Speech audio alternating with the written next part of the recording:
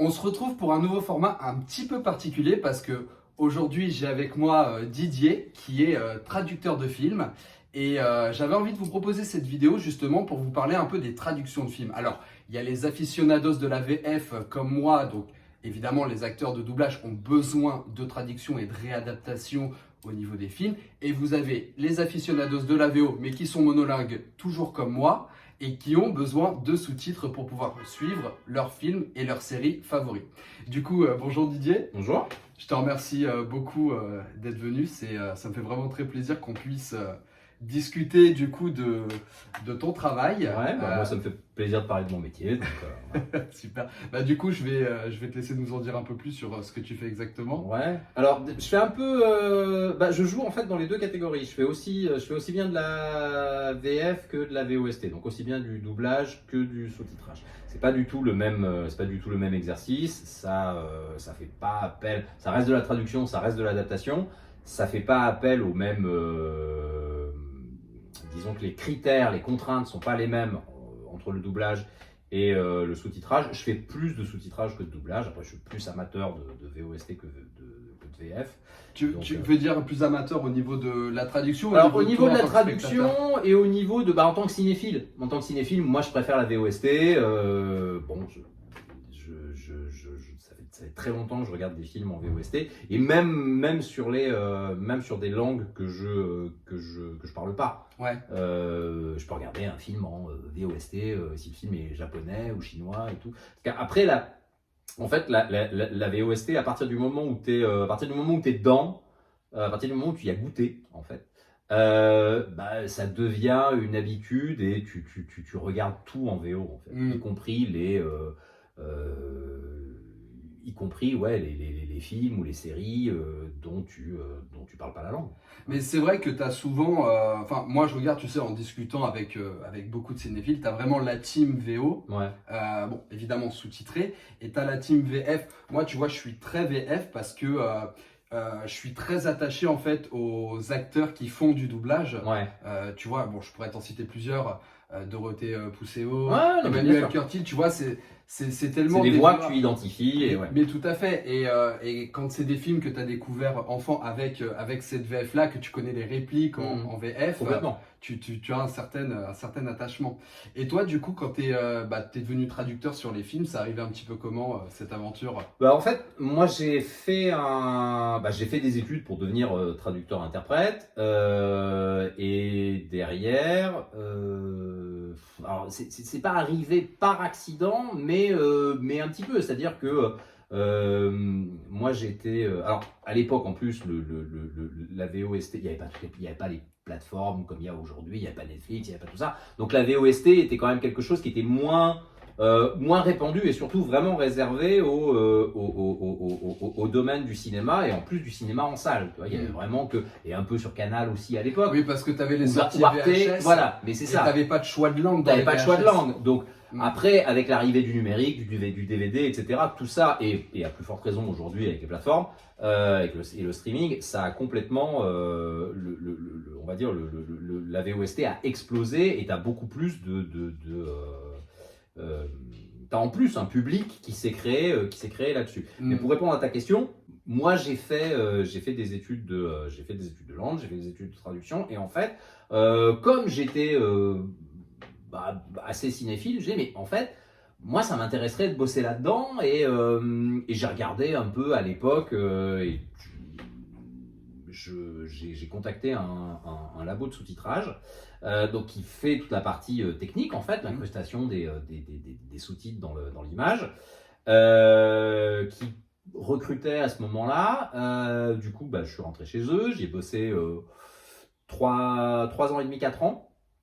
Et en tant qu'opérateur de simulation, c'est-à-dire que c'est la personne qui en fait valide les sous-titres. Tu fais pas de traduction ou juste de la traduction d'un point, mais tu es surtout là pour valider, vérifier que les sous-titres sont bien calés, qui sont conformes, qui sont lisibles, qui sont pas trop longs, qui sont pas trop courts, qu'il n'y a pas de coquilles, qu'il n'y a pas de faute d'orthographe, qu'il n'y a pas d'erreur de ponctuation.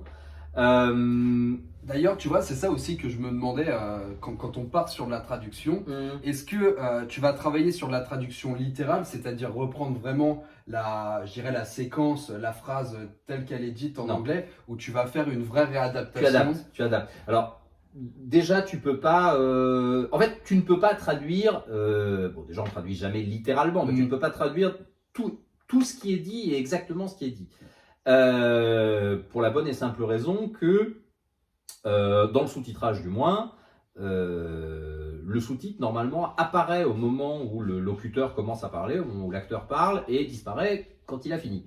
Évidemment, si tu as un acteur qui parle pendant plusieurs secondes, plusieurs minutes, tu vas avoir plusieurs sous-titres, son intervention va être découpée en plusieurs sous-titres. Sauf qu'évidemment, on parle plus vite qu'on ne lit, donc tu peux caser dans un temps de lecture défini pour un sous-titre qu'un nombre limité de caractères. D'une manière générale, on considère que alors, la tolérance peut varier d'un client à l'autre, d'une chaîne à l'autre, mais en moyenne, on considère que l'œil humain est capable de lire, on va dire, 12-15 caractères par seconde. 15 caractères par seconde, ça va être quoi? Ça va être... c'est très court, hein, 15 caractères par seconde. Tu dis ah, bonjour, ça va, tu y es quasiment. Tu vois, si tu rajoutes en plus, par caractère, en plus, j'entends tout ce qui est, je parle de signes, donc tout ce qui est espace, ponctuation, pas juste les lettres de l'alphabet. Donc on est obligé d'adapter. On est obligé de condenser l'information, on est obligé alors non pas de laisser tomber certains éléments du discours, parfois si, cela dit, on n'a pas le choix, mais quand tu dois faire tenir 3 idées en une phrase, bah, tu dois hiérarchiser en fait l'information. C'est aussi pour ça que très souvent, le néophyte qui ne sait pas forcément comment ça fonctionne, on entend souvent « Ah oui, mais c'est pas, dans les sous-titres, c'est pas ce qu'ils disent. » Bah non, c'est pas ce qu'ils disent, parce que si on met tout ce qu'ils disent, tout ce que dit l'acteur, vous n'aurez pas le temps de le lire. Ouais. Et tu peux le voir d'ailleurs parfois sur un sous-titrage qui a été fait un peu à l'arrache. Tu peux avoir des sous-titres qui sont trop longs, qui vont faire 2 lignes, tu vas avoir un gros pâté en bas de l'écran et t'as pas le temps de le lire.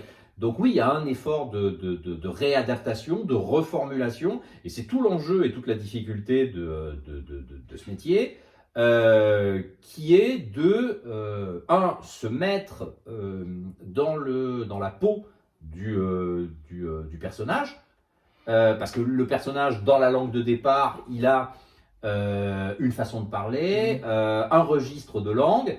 Cette façon de parler, ce registre de langue doit être rendu en français, et évidemment en tenant compte des contraintes que j'ai évoquées. Donc le manque de place, la place limitée, le nombre de caractères par ligne sur du format DVD, Blu-ray ou même cinéma, tu es limité à 40 caractères par ligne. Donc tu peux pas tracer une ligne de 50 caractères, sinon ton sous-titre va être coupé.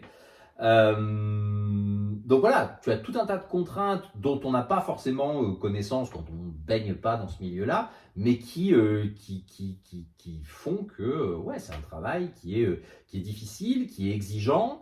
Et ajoute à ça toutes les complexités supplémentaires qui peuvent venir s'ajouter, comme des jeux de mots qui sont... les jeux de mots, je voulais te poser la question justement. Mais qui sont difficiles ou impossibles à traduire en français parfois. Les jeux de mots, je vais l'évoquer après parce que je voulais te demander, mais plus sur la traduction VF que de la traduction sous-titres. Mais du coup, cette spécificité-là, parce que c'est vrai que quand tu regardes un film en VO, que nous on lit les sous-titres, une séquence, des fois, ça peut durer un quart de seconde. Donc finalement, il y a un vrai travail de rythme et vraiment de choix pour être au plus près de la traduction et en même temps proposer du coup au spectateur d'avoir un temps suffisamment pour lire, quoi. C'est vrai qu'en y réfléchissant, tu vois, maintenant que tu en parles, on n'a pas forcément cette pensée-là au moment où tu visionnes un film, où tu es en train de lire, et comme tu dis, pour ceux qui vont être un peu plus accros en disant « Ah, mais c'est pas exactement ce qu'il dit, la traduction est mal faite », en fait, il y a tout un aspect technique que vous prenez en considération et que le spectateur n'a pas forcément. Mais c'est pas plus mal que le spectateur ne le prenne pas en considération. Oui, c'est vrai. Parce qu'en fait, à partir du moment, j'allais dire, ton adaptation, elle est réussie à partir du moment où elle passe crème. À partir partir du moment où, quand tu regardes un film sous-titré, ou un épisode de série, ou n'importe quoi, et que en fait tu ne fais pas attention à la traduction, que tu n'es pas en train de te dire que tu lis les sous-titres, c'est qu'en fait, le boulot il est fait. Il est fait parce qu'il n'y a pas de décalage entre ce que tu entends et ce que tu lis. Inversement, à partir du moment où le spectateur va tiquer en disant « Attends, ça colle pas entre ce que j'entends et ce que je lis, il y a un truc qui va pas », bah, c'est que t'es pas bon, quoi. Voilà. Ouais, je comprends. Et quand tu traduis, alors plus là pour l'adaptation VF, t'as pas cette même contrainte-là. Alors pour la VF, t'as une contrainte qui est complètement différente, qui est, là en général, t'as rarement un problème de place, et t'as surtout plus le repère de la langue de départ. Donc l'une des difficultés de la VOST, c'est que tu as toujours la langue originale qui reste à l'audio, et donc il y a toujours le risque, entre guillemets, que le spectateur compare ce qu'il entend avec ce qu'il lit.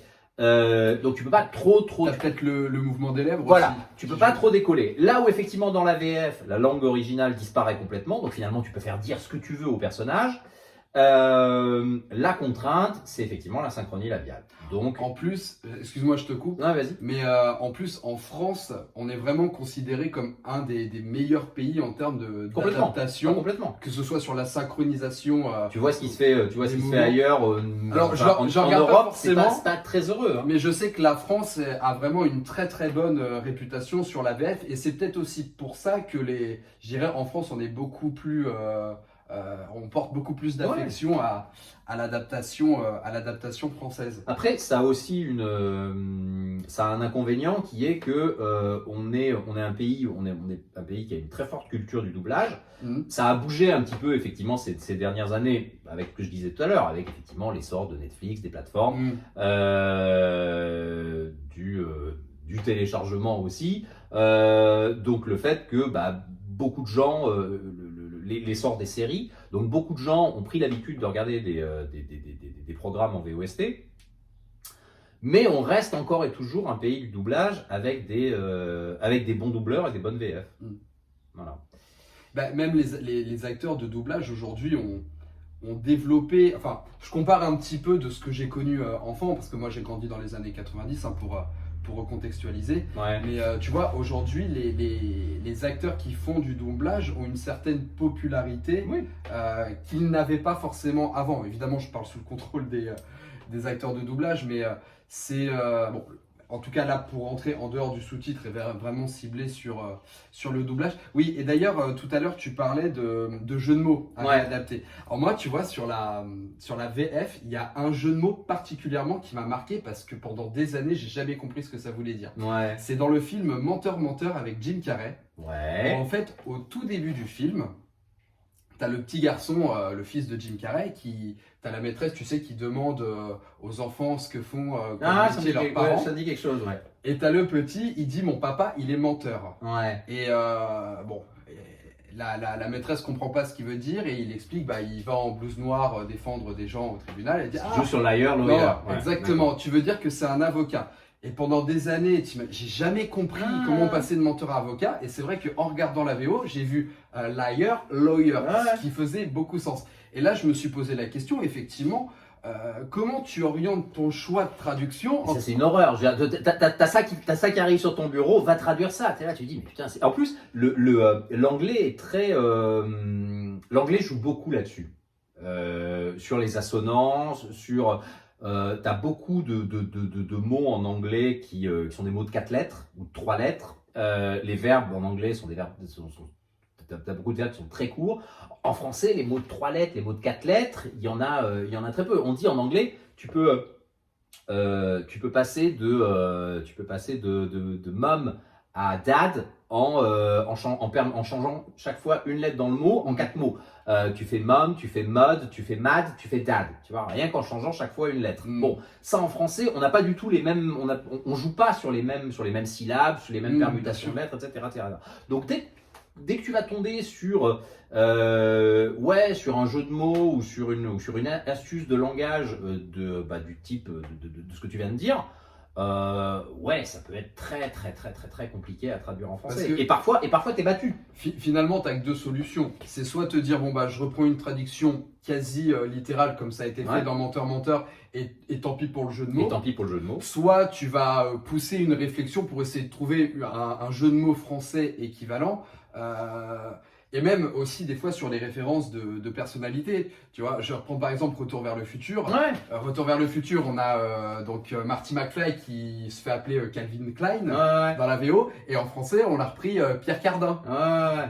Donc tu as une espèce Ouais. d'équivalence aussi des fois sur les personnalités, mais pour donner une image française que... alors je sais pas si Calvin Klein en 1985 était populaire en Mais t'as France. aussi une question de date, parce que là tu parles effectivement de doublages qui sont doublages des années 80, 90. Aujourd'hui, on a comment dirais-je, une perméabilité à la culture américaine qui est anglo-saxonne d'une manière générale, qui est beaucoup plus forte qu'elle ne l'était il y a 20 ou 30 ans. Donc aujourd'hui, typiquement, on garderait peut-être Calvin Klein, tu vois. Parce qu'aujourd'hui, tout le monde connaît Calvin Klein. Tout à fait. Et ça, c'est effectivement assez vrai quand tu regardes des doublages mais même pour certaines expressions, tu vois, même pour certains tics de langage ou certains choix d'expression, tu dis, ah bah oui, mais ça et c'est vrai sur les films, c'est très souvent vrai sur les films des années 80. Tu regardes, non mais je sais pas, tu regardes un flic de Beverly Hills ou tu vois, ces films qui sont des films qui sont très datés et bien ancrés dans leur époque. Il y a parfois des choix d'expression qu'aujourd'hui on n'utiliserait pas parce que ça fait trop 80s, quoi. Donc il y a ça aussi, c'est que et ça peut être d'ailleurs un choix du traducteur. Est-ce que tu choisis de faire une adaptation? Alors c'est très vrai pour le doublage, parce que le doublage on va l'entendre, donc ça va tout de suite se remarquer. Sur les sous-titres, ça peut être un petit peu plus, ça peut passer de façon un peu plus lisse. Mais est-ce que tu choisis de faire une adaptation qui va vraiment coller, on va dire, au jus du film, quitte à ce que, effectivement, dans 10 ou 15 ans, quand on reverra le film, ton adaptation, elle sera conforme au film, donc elle aura peut-être pris un coup de vieux. Ou est-ce que tu vas essayer de trouver quelque chose qui soit un peu plus lisse? Du coup, ça supportera mieux la durée, mais ça sera peut-être un peu plus plat, quoi. Donc non, c'est des vrais enjeux, c'est des vraies questions, et j'allais dire, quand on se retrouve à devoir faire des choix en matière d'adaptation, justement parce que on est confronté à un jeu de mots, à une difficulté linguistique qui est difficile à rendre, ou parfois même impossible à rendre en français, et dire qu'est-ce qu'on choisit? Quel est parfois le moindre mal? Et on parlait des jeux de mots tout à l'heure, t'as encore pire, t'as les jeux de mots avec un gag visuel, c'est-à-dire que parfois tu peux adapter, parce que tu dis si c'est un pur jeu de mots, et à plus forte raison en doublage où on n'aura pas la langue de départ, tu peux complètement adapter. Quant à... c'est un exemple que je prends souvent, mais je ne me souviens plus dans quoi j'avais vu ça, mais tu as une expression en anglais qui dit Let's talk about the elephant in the room. Qu'on commence d'ailleurs à voir adapté en français, pour dire on va pas tourner autour du pot, on va parler de l'essentiel. Et je me souviens d'une fois, c'était dans un épisode de série, je crois, et le personnage dit Let's talk about the elephant in the room, et t'as vraiment un éléphant dans la pièce. Là t'as pas le choix, t'es obligé de garder, parce que l'éléphant, tu vois, il crève les yeux, t'es obligé de garder cette histoire d'éléphant, parce que si tu pars dans quelque chose de complètement différent, tu dis on va pas tourner autour du pot, pourquoi il y a un éléphant? C'est un peu comme, tu sais, l'expression c'est mon petit doigt qui l'a dit. Voilà. Aux États-Unis, je crois, ils disent I heard it through the grapevine. Voilà, t'as ça. Je l'ai entendu dans les vignes. Exactement. Donc si le gars est dans les vignes et qu'on dit c'est mon petit doigt qui l'a dit, ça fonctionne plus. Voilà, donc le principe du gag visuel, c'est une horreur quand on a un qui débarque, et sans parler de ça, mais il y a plein d'autres choses qui sont très différentes. On n'a pas c'est pour ça que je disais on est très perméable à la culture américaine, donc aujourd'hui il y a beaucoup de choses qu'on connaît, qu'on sait, mais on n'a pas le même système éducatif, on n'a pas le système juridique. Enfin, il y a plein de choses qui changent, tu vois. Donc est-ce que tu adaptes? Est-ce que regarde les films, les polars où pendant des années les détectives ont été des inspecteurs, tu vois. Est-ce que inspecteur, c'est pas trop français? Est-ce qu'on garderait pas l'équivalent, ça serait quoi? Est-ce qu'il serait lieutenant de police chez nous? Est-ce qu'on garderait pas un détective? Enfin voilà, Et c'est marrant que tu dis ça parce que là, tu vois, j'y pense quand tu es en train de dire ça. Je pense à Captain America. Ouais. Tu vois, traduit en VF, on dit Captain. Ouais, bah On ouais. l'a jamais entendu dire Capitaine America. Non, Et puis non. ça fait même très bizarre, tu vois, Bien maintenant sûr, de le dire comme complètement. ça. Donc, on a. Et encore, je sais même pas, parce que quand j'étais gamin, moi, quand je lisais des comics, je sais pas s'il l'avait pas, je sais pas si dans les, je sais pas si c'était pas francisé, je sais pas si c'était pas Capitaine America, j'en sais rien. Ah, me souviens plus. je C'est je possible. pourrais pas te Mais dire. aujourd'hui, non, bien sûr que non. Mais oui, mais tu Ouais. vois, alors que pourtant, c'était la VF, elle est vraiment en flagrante, mais c'est quand même Captain. Tu vois, on va pas l'appeler Capitaine. Non, non, bah non.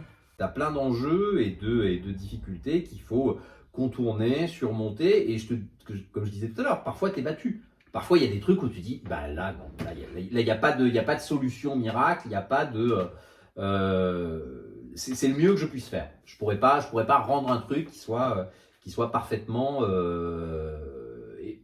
Ouais, qui passe parfaitement en français. Et c'est un peu le problème des jeux de mots, quoi. Ouais, je comprends. Et du coup, toi, tu t'es déjà retrouvé à être confronté à ce genre de problématique sur Ouais, une de tes bien sûr. traductions? Bien sûr. Bien sûr. J'ai pas forcément T'as un film ou une série Non, tête non, j'ai pas forcément Si, alors, si, un exemple que je donnais souvent, c'est dans un film d'horreur que j'ai fait il y a quelques années de ça, où un père qui rentre chez lui, il y a ses deux filles, ses deux ados qui sont à la maison, et lui il est flic, je crois, et il a ramené des pizzas, et il dit, il appelle les filles à table. Il demande who's hungry et sa fille répond I'm starving. Donc, je meurs de faim. Et elle dit I'm starving like Marvin. Ce qui est un truc qui est fréquent en anglais. On fait souvent comme ça des assonances, tout comme nous en français. On a, je sais pas. Tu m'étonnes, John. Non mais voilà, enfin, ce genre de truc, poil au nez, enfin Ouais. voilà. C'est voilà. Donc I'm starving like Marvin et juste parce que t'as l'assonance, starving Marvin. Bon, ok. Ouais, je comprends. Donc du coup, toi, tu traduis ça, tu dis bon, bah, je sais pas, j'ai faim, poil au rein. Enfin, tu vois, tu cherches un truc qui marche bien en français. Sauf que le père répond Who's Marvin? Et après, tu vas avoir tout un dialogue qui va se construire là-dessus. Et le père lui demande à sa fille, et sa fille, elle dit mais comment ça, who's Marvin? Et le père il dit bah Marvin, like Lee Marvin, l'acteur et tout. Donc tu dis ah oui, je suis obligé de garder le Marvin parce qu'il va y avoir tout un truc dessous. Donc je peux pas le contourner. Le Marvin il est important. Donc il faut que je fasse tourner il faut que tout mon dialogue, tout mon échange entre les deux personnages tourne autour de ce Marvin. Parce que justement, il va lui demander est-ce que c'est Lee Marvin? Sa fille, elle a 15 ans, elle connaît pas Lee Marvin. Il dit c'est qui Lee Marvin? Mais attends, mais Lee Marvin, c'était un acteur, c'était un immense acteur, tu connais pas, t'as jamais vu tel film, etc. Donc, le Marvin, tu dois le garder. Et donc, du coup, je sais plus ce que j'avais fait, j'avais dit, oui, parce qu'il fallait que ça rime finalement avec Marvin. Donc, j'avais dit, mon ventre crie famine. Enfin, voilà, il y avait un truc D'accord, comme ouais. Marvin, voilà, parce que tu avais une rime entre famine et Il Marvin. fallait que tu récupères le code Exactement, Marvin. exactement. De toute façon, il fallait garder le Marvin. Voilà. Donc voilà, ça c'est un exemple où et ça se finit bien. Tu vois, c'est un jeu de mots où tu dis bon, ok, là c'est bon, j'ai pu trouver un truc, ça marche parce que c'est peut-être moins naturel qu'en anglais, mais ça marche. Et parfois, ouais, tu peux avoir des trucs où tu dis. Tu te souviens sur quel film c'était cette traduction-là? Je crois que c'était le Halloween le remake d'Halloween qu'avait fait Rob Zombie. Donc il y a peut-être bien une dizaine d'années. Ouais, celui de Rob Zombie avec comment il s'appelle? Avec McDowell. Ouais, avec Malcolm McDowell et Brad Dourif.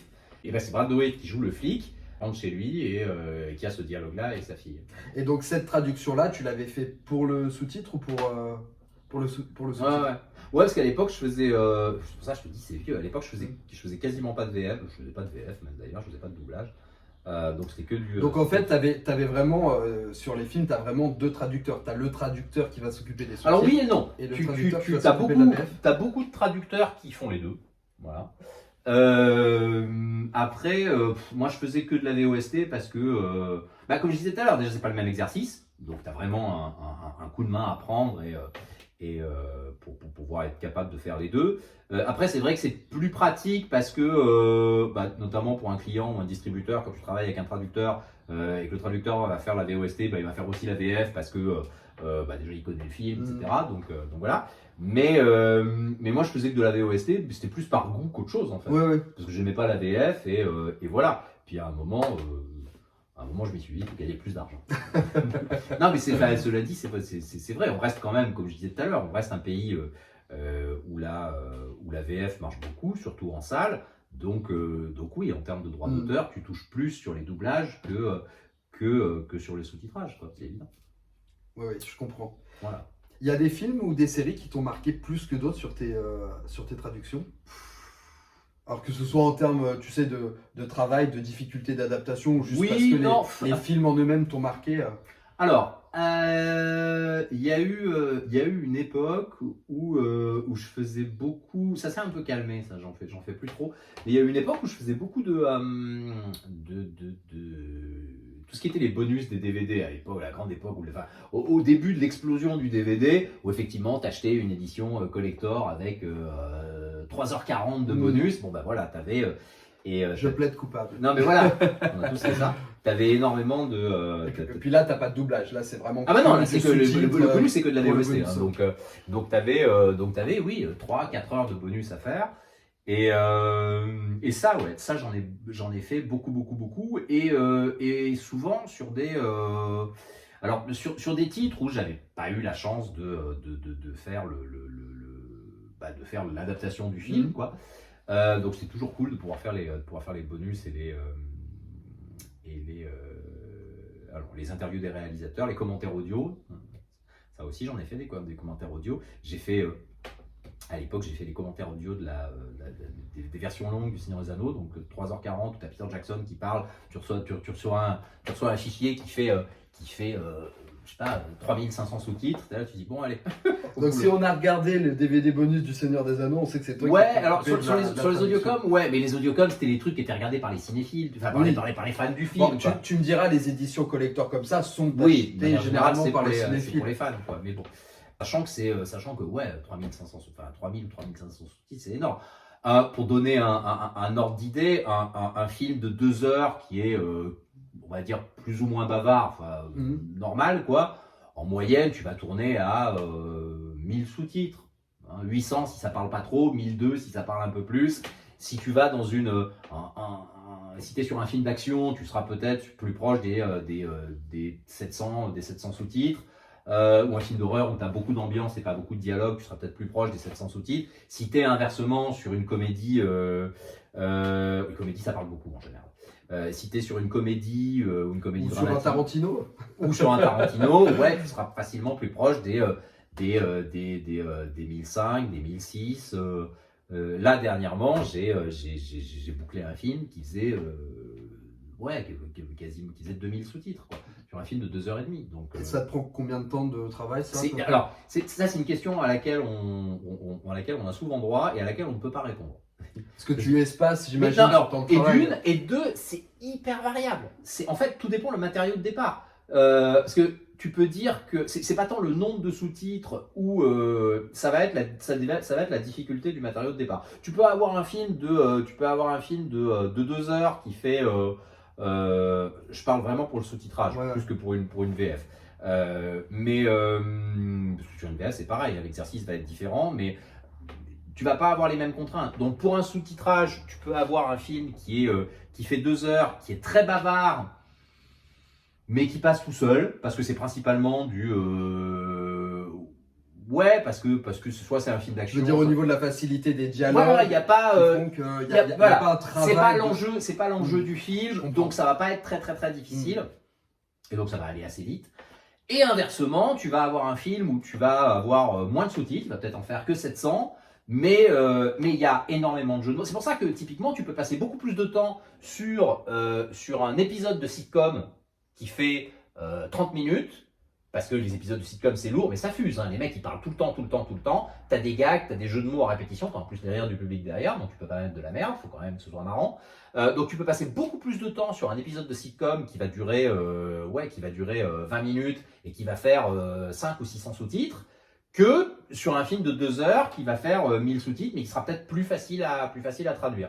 Et pour une VF, c'est pareil, la difficulté, elle va venir en fait et du texte, mais aussi des comédiens. Si tu as une VF où tu as beaucoup de plans larges, où tu as beaucoup de voix off, la voix off en VF, c'est un bonheur. Hein. T'as pas de contraintes de labial à respecter. T'as juste à respecter t'as juste à trouver un bon rythme, évidemment, à rendre le texte de départ. Mais c'est pas les voix off qui sont les plus compliquées. Donc si t'as beaucoup de voix off, ça va aller. Si au contraire t'as beaucoup de dialogue avec beaucoup de gros plans, donc beaucoup de labial. Les labiales, c'est tout ce qui est P, B, M. Et effectivement, c'est des choses que tu vois vraiment sur une VF. Donc, c'est pour ça typiquement que l'exemple qu'on donne souvent, c'est Dad. On entend très souvent dans les films, les gamins, ils disent Dad. Le Dad traduit par papa, ça colle pas, mais t'as pas le choix. T'as pas le choix parce que dad, il n'y a pas 36 possibilités. J'ai déjà vu, tu sais, le dad, parce que tu parles de ce mot-là, mais tu sais, le dad, par le mouvement de lèvres, dire tu sais, le pas. Ouais. Tu sais, au lieu de Sauf dire que qui papa, appelle ses gamins pas? Alors, plutôt les enfants. Enfin, l'inverse. Tu sais, qui appelle son père pas? Ment ou pas. Ouais. Tu sais, alors, ment, ça peut marcher. Bah, parce ment qu'on dit avec mom, ouais. ça colle. Mais le pas trop, quoi. Tu Ouais. vois. Enfin, sauf si t'es dans un film qui se passe, je sais pas. Sauf si c'est des farmers du Montana, ouais, effectivement, pas. Mais ouais. Tu me diras, tu as des mots comme ça. Enfin, quand tu prends je parle en termes de mouvement de bouche, tu as des mots comme ça qui sont très différents en français et en anglais, mais comme tu dis, des mots qui n'ont pas d'alternative. Voilà, par exemple, le merci qui est thank you. Tu vois, thanks, t'as une syllabe avec un TH en plus. Bah voilà, c'est le merci, il faut qu'il parle. Mais c'est pour ça qu'en doublage, on dit souvent que alors évidemment le fait de coller au mouvement des lèvres, la synchronie labiale, c'est important. Mais ce qui est vraiment important, c'est le nombre de battements, c'est le rythme. C'est que le comédien soit dans les pas de l'acteur à l'écran. Et c'est ce qui fait que ton texte, il va marcher ou il va pas trop marcher dans la bouche d'un comédien. Parce que le mouvement de lèvres, finalement, tu l'oublies assez vite. Si ton adaptation elle est fluide, si le jeu du comédien est bon, et si ton texte il est naturel et fluide, on va l'oublier. Inversement, si ton adaptation elle est un peu, on va dire un peu artificielle, ou si le comédien est pas bon, ça peut aussi alors arriver. Là, ouais, par contre, c'est ce qui va faire la différence entre un mauvais doublage et un bon doublage. Ouais, tout à fait. Et tu sais, c'est vrai que là, parce qu'on parle beaucoup de films, de séries, mais tu as aussi une autre méthode de doublage. Je pense notamment, tu sais, aux émissions, aux documentaires, aux choses comme ça. Ça, c'est différent, c'est de la voice-over. Ouais, de la voice-over. Voilà. Et on fait pour les documentaires. Tu gardes en fait la voix originale complètement différent. Que tu rabaisses. Exactement. Par-dessus, finalement, c'est une voix off qui prend la place de l'intervenant. Exactement. Et là, effectivement, sur la traduction, tu as peut-être d'autres contraintes. T'en as quand même beaucoup moins. T'en as beaucoup moins parce que quand tu fais... Alors déjà, c'est très... ça s'utilise dans 2 cas de figure. Ça s'utilise dans les documentaires, principalement. Et aussi beaucoup dans les émissions de télé-réalité. Parce que les émissions de télé-réalité, ça coûte pas cher à produire. Et la voice-over, c'est évidemment beaucoup moins cher qu'un doublage. Puis ça donne aussi un côté, c'est pour ça qu'on l'utilise beaucoup en documentaire, ça donne une certaine proximité. Ça donne une certaine authenticité. Voilà, t'as l'impression, c'est un peu comme si l'intervenant était, c'est comme s'il y avait un interprète qui interprétait en direct les propos de l'intervenant. Je suis d'accord avec toi, ça dénature pas finalement l'intervenant qui n'est pas un acteur, qui est juste là pour... Qui est souvent, surtout dans les documentaires, c'est souvent c'est un historien, c'est un chercheur, c'est un scientifique. Donc tu as d'autres contraintes, mais elles sont surtout des questions de rythme en fait. Très souvent dans les documentaires, tu as effectivement un narrateur. Donc là, le narrateur disparaît, la voix originale du narrateur disparaît complètement. À la place, tu vas avoir une voix off française. Donc là, voix off, pas de contrainte, si ce n'est le respect du texte original, et puis quelque chose d'assez rythmé, d'assez musical, de pas soporifique.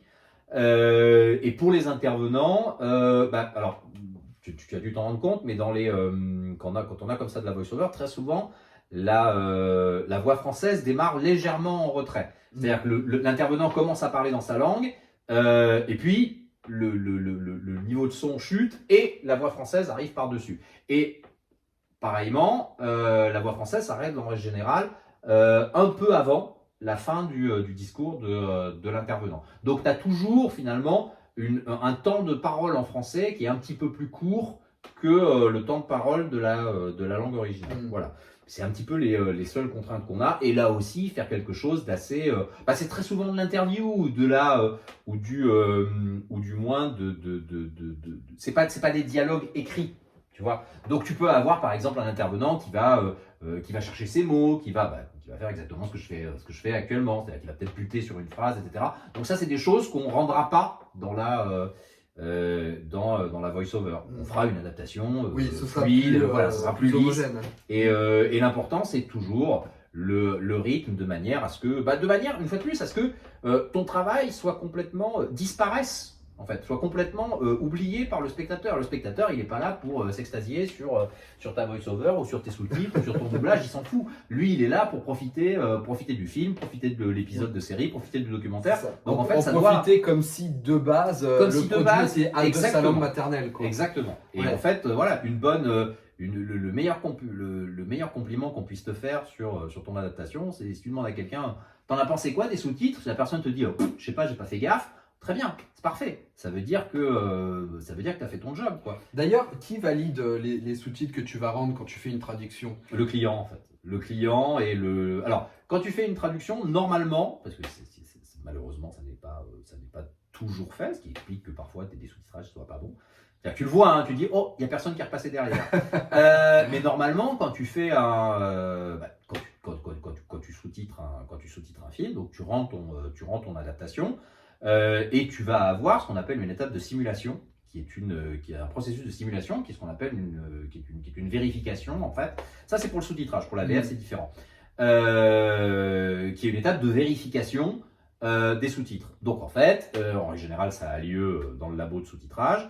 Tu as une personne qui assure, que moi je faisais au tout début quand j'ai commencé ce métier, tu as une personne qui est un opérateur ou une opératrice de simulation et qui en fait visionne le film avec tes sous-titres qui apparaissent à l'écran, qui n'est pas encore définitif. Donc on peut modifier. En règle générale, le client est aussi présent à la simu. Donc, alors, en général, tu as le client, le traducteur et le... Ouais. Juste pour apporter une précision, quand tu dis client, c'est le distributeur. C'est le distributeur. Alors, c'est le distributeur, ça peut être le directeur technique, ça peut être c'est souvent le directeur technique ou la personne qui est responsable de l'exploitation du film. Et c'est cette personne-là qui valide avec le simulateur ou la simulatrice les sous-titres. Alors, l'idée, c'est pas de venir, comment dirais-je, de venir tout réécrire. C'est-à-dire qu'en fait, la simu, c'est pas l'étape où on réécrit tout. La simu, c'est l'étape où on valide, c'est l'étape où on vérifie. Donc en fait, si le traducteur a bien fait son boulot, il va y avoir assez peu de choses à changer lors de la simu. Mais il y en aura quand même. Il y aura peut-être une coquille, il y aura peut-être un enchaînement de sous-titres qui n'est pas très bon et qu'il faut peut-être reformuler pour que ce soit un peu plus clair. Mais oui, c'est pas là où on va tout réécrire. Normalement, quand tu as un film qui fait 2 heures et qui fait 1200 sous-titres, ta simu, elle doit durer, 3 heures, 3 heures et demie. Si tu passes une journée, c'est que ça va pas, quoi. C'est qu'en fait, ou t'as pas fait ton boulot. C'est que de base, le travail a pas été. Donc, et ça, c'est hyper important. Et malheureusement, alors c'est pas. Et malheureusement, oui, tu peux avoir certains clients qui vont passer outre parce que les simulations, ça se facture en règle générale, donc ça fait partie du budget et c'est hyper important parce que ça peut éviter qu'on se retrouve avec des erreurs dans les sous-titres. Et même avec ça, il peut y avoir des erreurs. Je veux dire, on n'est pas infaillible, donc il peut arriver que t'as beau prendre 1001 précautions, passer ton fichier au correcteur orthographique, relire 30 fois tes sous-titres, il n'est pas exclu qu'à un moment, tu laisses passer une erreur, quoi. Ouais, j'imagine. Et en VF, pour les doublages, on fait ce qu'on appelle une vérification, où là, Alors c'est un petit peu différent. Là, il y a une personne en plus qui est qui est le DA, le directeur artistique, ou la directrice artistique, qui est la personne qui va en fait diriger les comédiens en plateau.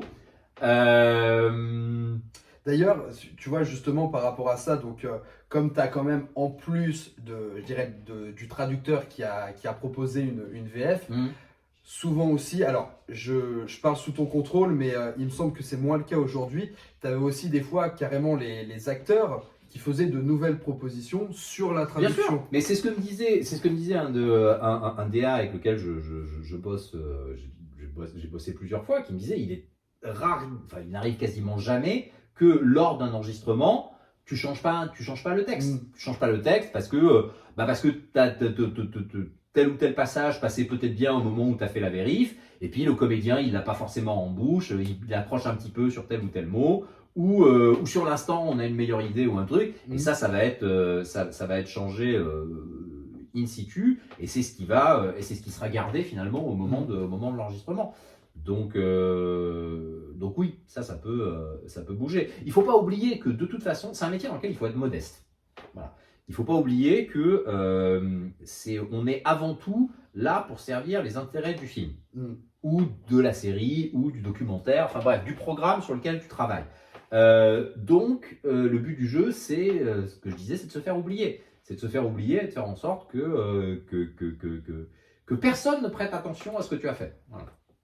Donc à partir du moment où ça accroche, pas bon. Mais c'est intéressant, tu vois, que tu parles de modestie, parce que comme tu dis, c'est un peu des métiers de l'ombre, et c'est-à-dire plus tu arrives à être invisible dans ta tâche et plus tu as réussi ton job. Ouais, alors c'est des métiers de l'ombre et c'est un peu c'est un peu le problème. Disons qu'on malheureusement on a un peu enfin certains pourraient avoir tendance à penser que faire du sous-titrage c'est donner un à partir du moment où tu es bon, en anglais, à partir du moment, je parle l'anglais parce que c'est vrai que c'est l'exemple le plus courant, mais à partir du moment où tu es bon en langue, à partir du moment où tu sais traduire un peu, à partir du moment où tu sais ouvrir un dictionnaire, bon bah tu peux faire du sous-titrage. Mais ceci dit, c'est peut-être pour ça aussi qu'en France on est fan de VF, c'est parce qu'on n'est pas hyper bon de base. Bah après, non, il y a un plutôt et la VF c'est pareil, enfin c'est pas tout le monde ne sait pas faire.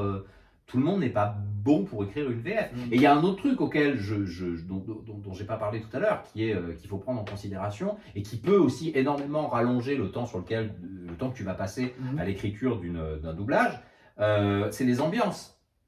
Les ambiances, c'est tout ce qui est, bruit d'ambiance que tu vas avoir. Tu as une scène de restaurant dans un film. Quand tu fais une VOST, quand tu fais un sous-titrage, la scène de restaurant, tu vas pas te traduire les conversations qu'on entend autour. On va se focaliser sur les deux personnages qui sont au restaurant, qui sont en train de dîner. Mais dans une VF, si tu as une scène de foule, si tu as une scène de restaurant, si tu as une scène dans un magasin avec des conversations, dans la version originale, les conversations alentour, même si tu les entends, même si tu les écoutes pas, tu les entends. Donc évidemment, dans la version française, ça va pas pouvoir rester en anglais, tu vois. Donc ça, c'est des choses qu'il va falloir aussi traduire. Il va falloir écrire ces ambiances-là. Alors, les traducteurs qui font du doublage depuis pas mal de temps ont des ambiances qui sont déjà... on en écrit très souvent, donc tu peux réutiliser parfois une ambiance de resto. Mais tout ça, il va falloir de toute façon l'écrire, il va falloir que ce soit présent dans le mixage définitif, et tu peux pas passer outre. Imagine un film où tes deux comédiens principaux parlent français, puis derrière, tu entends que les gens parlent encore anglais, il y a un problème. Donc non, il faut que tout soit... C'est pour ça d'ailleurs que quand on travaille sur...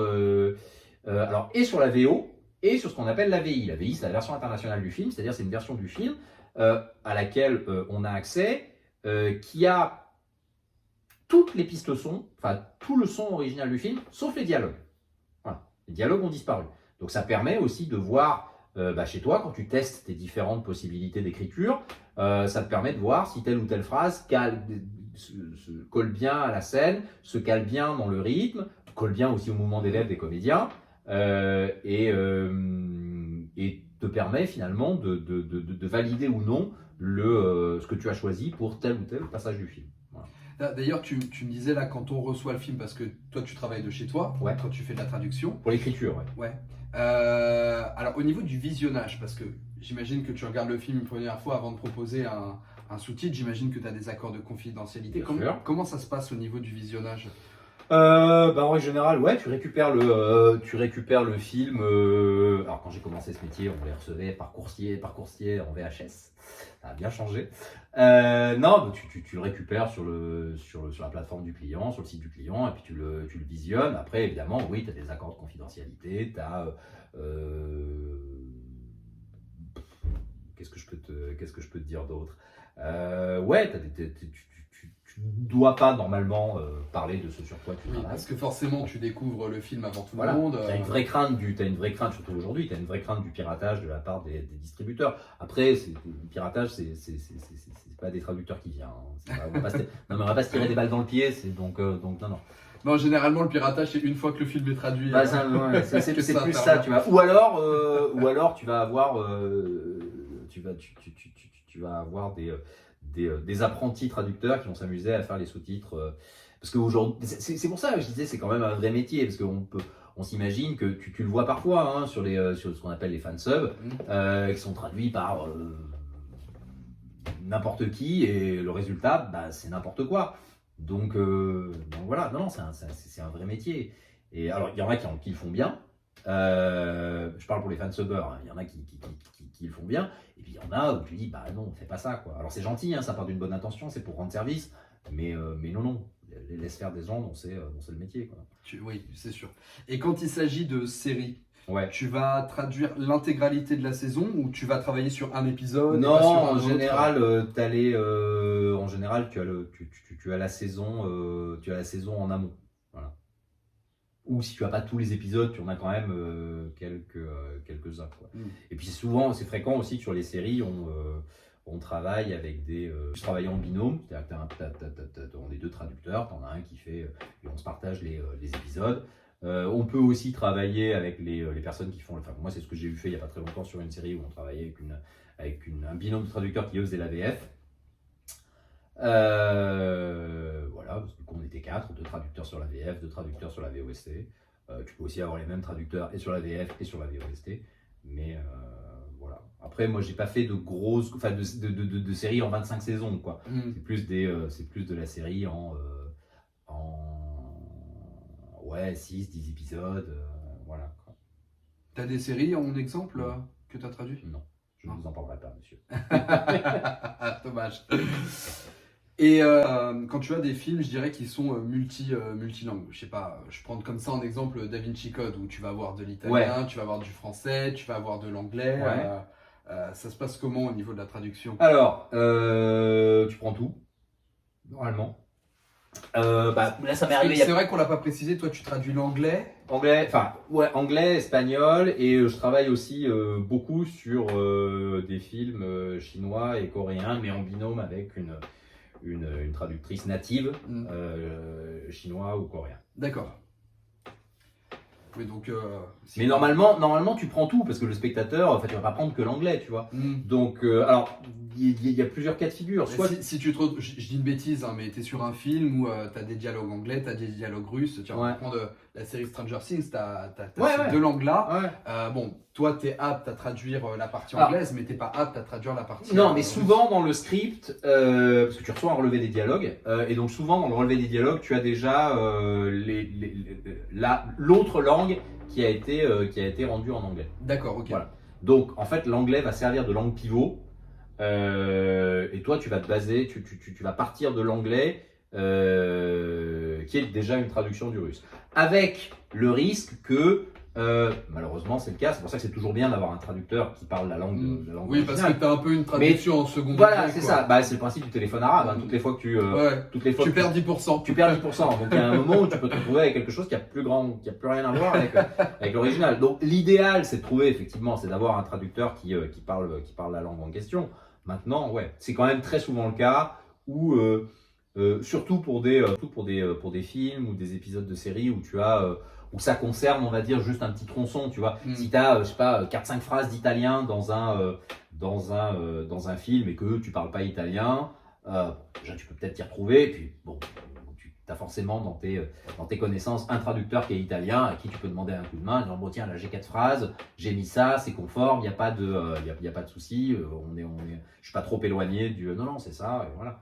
Donc, mais oui, tu vas tout prendre, quoi. Parce que ton spectateur, bah, il est là, il comprend pas l'anglais. Il vient voir un film sous-titré, donc oui, tu vas lui prendre l'anglais, tu vas lui prendre l'espagnol. Tu prends un film comme, je sais pas, Inglourious Basterds, c'est pareil, tu vois, t'as de l'italien, t'as du français. Donc là, la question se pose pas. Tout à fait. T'as de l'anglais, t'as de l'allemand, enfin voilà, t'as un film qui est multilingue, bah, il faut tout prendre, quoi, évidemment. Mais du coup, tu as quand même cette base en amont où on t'envoie tout le texte. Ouais, en anglais, on travaille. Normalement, tu travailles toujours avec l'image du film. Voilà. Donc, tu as un MPEG du film, ou du programme en question, un relevé des dialogues, voilà, qui est plus ou moins conforme. C'est-à-dire que là, ça varie un petit peu. En général, quand c'est un film, tu as un vrai script qui est nickel et tout. Quand c'est un programme télé, ça peut être un peu plus. Parfois, c'est pas tout à fait conforme. Il peut y avoir eu aussi des changements entre le script et puis ce que tu as à l'écran. Évidemment, c'est ce que tu as à l'écran que tu prends. Et puis, le troisième élément dont tu as besoin, c'est un logiciel de doublage ou de sous-titrage selon que tu travailles sur une VF ou sur une VOST. Parce qu'évidemment, on travaille avec des logiciels particuliers. Ouais, on ne fait pas ça sous Word. Je comprends. Je comprends. Et c'est vrai que tout à l'heure dans la vidéo, on a évoqué le temps que ça pouvait te prendre pour travailler sur un film ou sur une série. Donc tu t'expliquais que c'était un peu varié et tout. Ouais.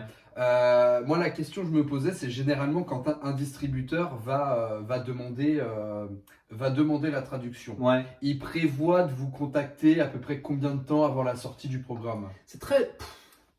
C'est super variable parce que en général c'est assez en amont, mais ça ne veut pas dire qu'on a plus de temps que ça. Ouais. Après, soit en fait le traducteur, soit il traite directement avec le distributeur, soit il passe par le labo de sous-titrage. En tout cas, ils vont pas t'appeler en disant le film sort dans 2 jours. Non, mais ça peut arriver que tu aies un programme où c'est plus pour de la télé, Ouais. en fait. Pour ce qu'on appelle la vidéo. La vidéo, c'est tout ce qui est effectivement DVD, télé et autres.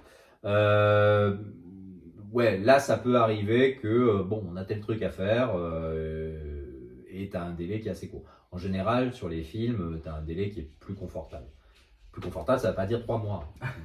Mais t'as plus de. Et sur les VF, tu as encore plus de délai que sur une VOST normalement. C'est plus long d'écrire une VF que d'écrire un doublage que d'écrire des sous-titres. En tout cas, quand tu reçois un film ou une série à traduire, le film est terminé, la post-prod est terminée. Ouais. Tu peux avoir une version. Ça m'est déjà arrivé de travailler sur des films où il n'y avait pas où tous les effets numériques, par exemple, n'étaient pas encore finis.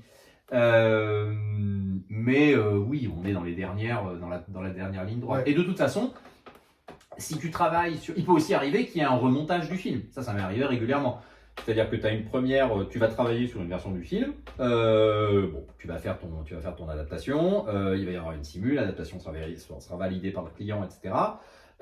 Et puis, entre-temps, le réalisateur va remonter son film, va couper une scène, va rajouter une scène.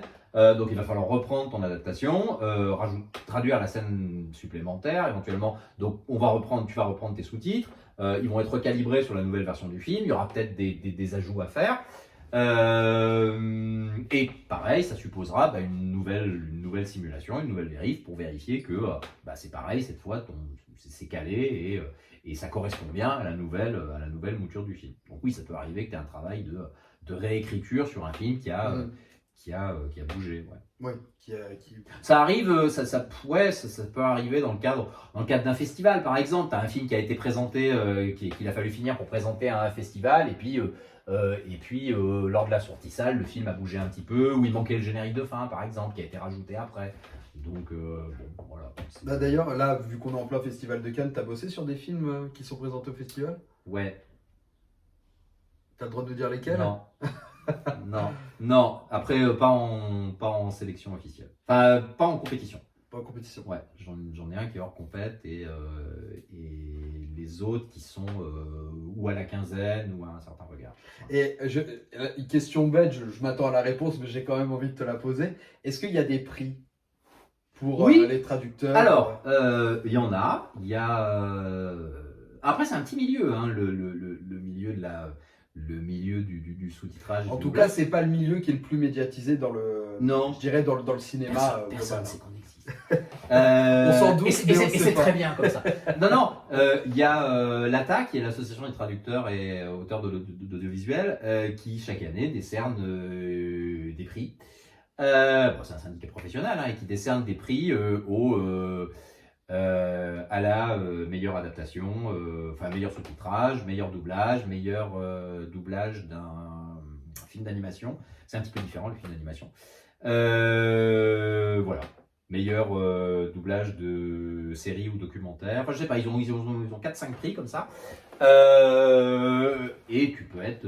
Alors, c'est juste une reconnaissance de la profession. Hein, voilà. Mais c'est cool. Tu peux effectivement être nommé et voir ton œuvre consacrée par tes pairs. Ah oui, parce que quelque part, vous devenez presque des auteurs, parce que...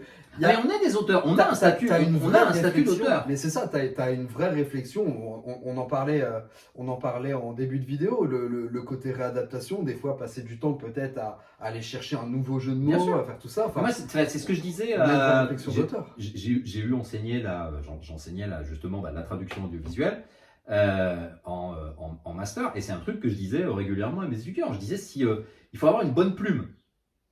Si tu sais pas écrire, ça c'est un peu con. Mais il suffit pas de juste parler la langue. Voilà, il suffit pas. Et c'est, je pense, l'une des erreurs les plus facilement commises quant à ce métier. On se dit, je parle anglais couramment, je peux être traducteur. Alors déjà, je parle anglais couramment, je peux être traducteur? Non.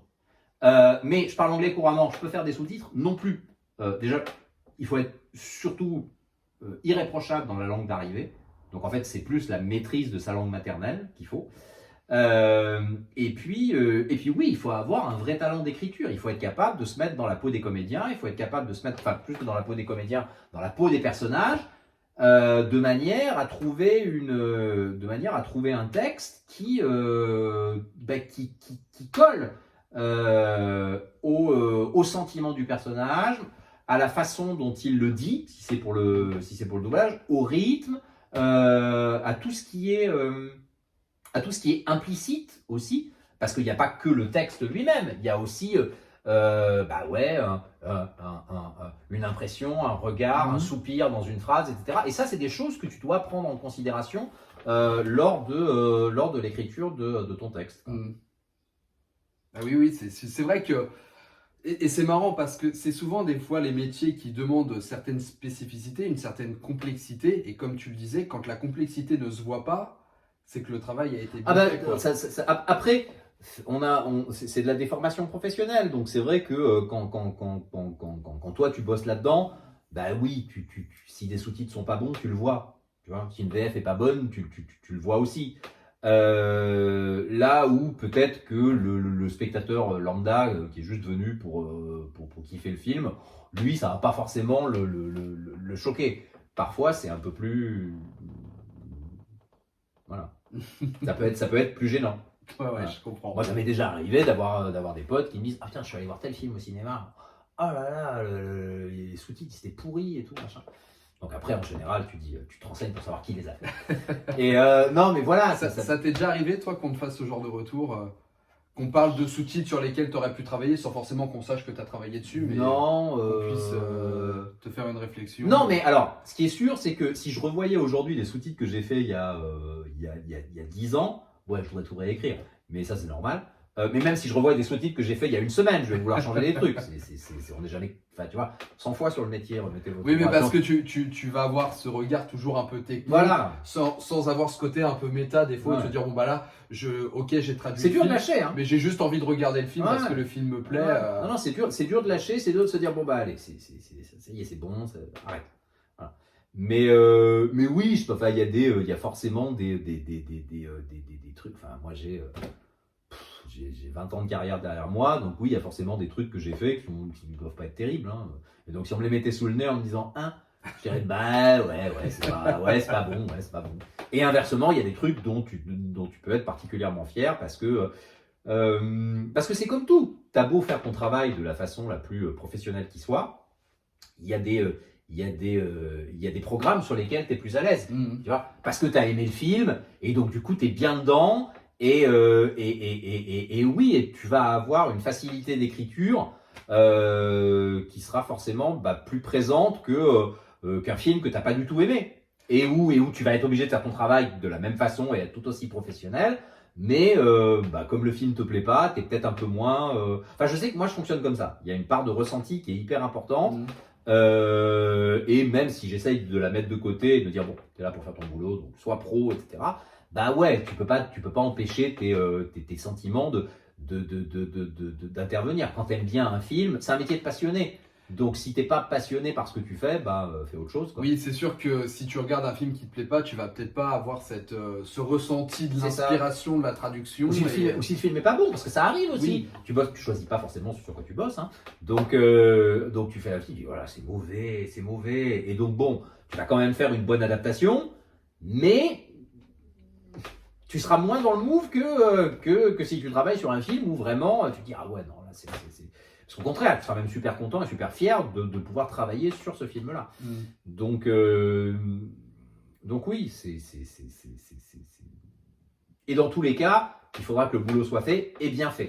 Mais bon, ça n'empêche pas d'avoir des petites préférences, quoi. C'est normal. Ce qui est normal. Ce qui est normal. De toute façon, c'est un peu je parle sous ton contrôle, mais on aime le cinéma aussi pour ça, parce que aimer le cinéma, c'est pas aimer tous les films. Mais bien sûr. Et je pense comme n'importe quel art, et puis s'il y a bien un endroit où on ne peut pas avoir, je dirais, une objectivité, c'est bien dans l'art, parce que on aura tous une fibre qui fait que un film qui va être adulé, des fois on va pas comprendre pourquoi, et inversement, des films... Le truc que toi tu vas aller voir en salle en disant mais je comprends pas, tout le monde m'a dit que c'était génial, c'est nul, et inversement, un film que t'adores, tu vas passer le Blu-ray à un pote qui va te dire ah je me suis fait chier. Tu vas considérer que le film est sous-coté, c'est ça, parce que soit ton pote, soit on va dire l'idée populaire veut que le film soit mauvais, quoi. Donc c'est un très bon moyen de se fâcher avec ses amis. Tu prêtes un DVD, on te le rend en disant ah c'était naze, ah ouais, d'accord, très bien. Ou provoquer une dispute dans le couple. Ouais, aussi. T'as pas aimé, mais comment ça t'a... Donc voilà. Mais pour revenir à l'adaptation, c'est pareil. Il y a aussi une forme de subjectivité. C'est-à-dire qu'après, il y a le respect du texte. T'as pas fait de contresens, t'as pas fait de faux sens. On est quand même dans quelque chose qui est fidèle à la langue de départ. La traduction, elle est bonne, mais oui, surtout peut-être plus pour une VF, pour un doublage, elle passera peut-être moins en bouche pour tel ou tel comédien, ou inversement. Tu auras peut-être un DA avec qui ça passera très bien, et puis un DA qui dira ah non ça j'aime pas, est-ce que tu peux le réécrire, etc. Mais même chose finalement pour tes clients. Ça passera toujours par le DA quand tu es sur l'adaptation. Ah ouais, sur la VF, oui. T'as jamais travaillé avec des comédiens Non. Mais normalement, mais d'ailleurs même ton rôle à toi en tant que traducteur, il s'arrête une fois que là. Alors après tu peux aller assister à l'enregistrement, hein, donc c'est sympa à voir. Mais normalement, je l'entendais plutôt comme ça, tu vois, c'est comme tu le disais, tu fais un métier passion, donc pousser la passion, assister par exemple à un enregistrement. Non, parce qu'en règle générale, quand t'as fini un doublage, t'enchaînes sur autre chose. Donc t'as pas le temps d'aller faire le mariole dans les studios d'enregistrement. Non, et puis bon, t'as des DA qui sont aussi auteurs, hein, t'as des DA qui écrivent aussi, mais bon. C'est lui. Et je précise aussi, les DA c'est souvent des acteurs eux-mêmes. Hein. Alors oui, ou qui ont fait du doublage, enfin qui ont été acteurs, qui ont été comédiens de doublage. Mais ça c'est un des lieux communs auxquels moi j'ai les gens qui connaissent pas du tout ce métier. Quand tu leur dis que tu fais du doublage ou du sous-titrage, la première question qu'ils te posent c'est ah ouais mais alors tu fais la voix de qui? Tu dis mais non je fais pas la voix en fait. Les voix elles sont faites par des gens dont c'est le métier, qui sont des comédiens de doublage. Moi j'écris juste les répliques. Voilà, je fais pas. Je prête pas ma voix je pose pas ma voix sur les acteurs. Ça t'aurait déjà tenté d'essayer de faire ça? Bah oui, parce que c'est un truc, ça peut être un truc marrant, quoi. Donc tu dis ouais, si, pourquoi pas. Oui, j'aurais bien essayé. Ouais. Mais voilà, ton métier, c'est déjà d'écrire le texte et de faire en sorte que le texte que tu écris soit lisible, fluide, rythmé et passe bien dans la bouche des comédiens. Et après, c'est le DA en fait qui va prendre le relais et qui lui va faire en sorte que va agencer tout ce petit monde. Et c'est pour ça que oui, c'est hyper important que ton texte soit validé par le DA. Enfin, ou du moins qu'ils disent ouais, non, ça c'est bon, il n'y a pas de problème, ça passera en studio, ou au contraire qu'ils te disent là t'es un petit peu en retard, il manque du texte, tu vois, le français finit un peu avant, ou on n'est pas trop synchrone sur les lèvres, il manque quelques battements, donc étoffe un peu, quoi. Voilà. Mais en général, il est toujours mieux en avoir un peu plus qu'un peu trop, qu'un peu moins, je veux dire. Parce que c'est plus facile d'enlever du texte que de voir. Mais oui, c'est ce que je disais tout à l'heure, c'est deux exercices totalement. Alors pas totalement différents, mais qui du moins font pas appel enfin ne suivent pas les mêmes contraintes. Je ne respecte pas les mêmes contraintes. Bah écoute, en tout cas, je te remercie beaucoup pour toutes Bah, ces de rien. précisions. J'ai passé Ça m'a fait plaisir. un très bon moment. Je te poserai bien la question pour clôturer tout ça sur quoi tu travailles en ce moment. Bah là, plus rien, parce que justement, comme je te l'ai dit, j'ai rendu deux projets, trois projets pour Cannes. Donc là, c'est un peu, là c'est relâche, mais ça va pas tarder. Là, j'ai d'autres trucs j'ai des trucs qui vont arriver, donc voilà. C'est pour ça aussi que je peux venir, tu vois, papoter au coin du feu. Voilà. Sinon, mais ouais, non, j'ai d'autres trucs qui arrivent, et évidemment, oui, je ne peux pas t'en parler. Ce qui est normal. Hein. Ouais. Oui. Ce serait dommage de gâcher sinon la après, je surprise. travaille, donc bon. Non, garde ton travail, Didier, Okay. c'est parfait. Bah écoute, merci beaucoup. Bah de rien. J'espère vous aussi en tout cas que la vidéo vous aura plu. Vous dites-moi dans les commentaires un petit peu ce que vous en avez pensé, et si vous aviez des questions à poser à Didier que je pourrais lui retranscrire. N'hésitez pas à liker et partager la vidéo si elle vous a plu, et si vous voulez soutenir la chaîne, le lien Tipeee sera disponible en description, et pensez à vous abonner pour ne pas rater les prochaines vidéos. Sur ces bonnes paroles, on vous laisse. Salut Ciao les amis.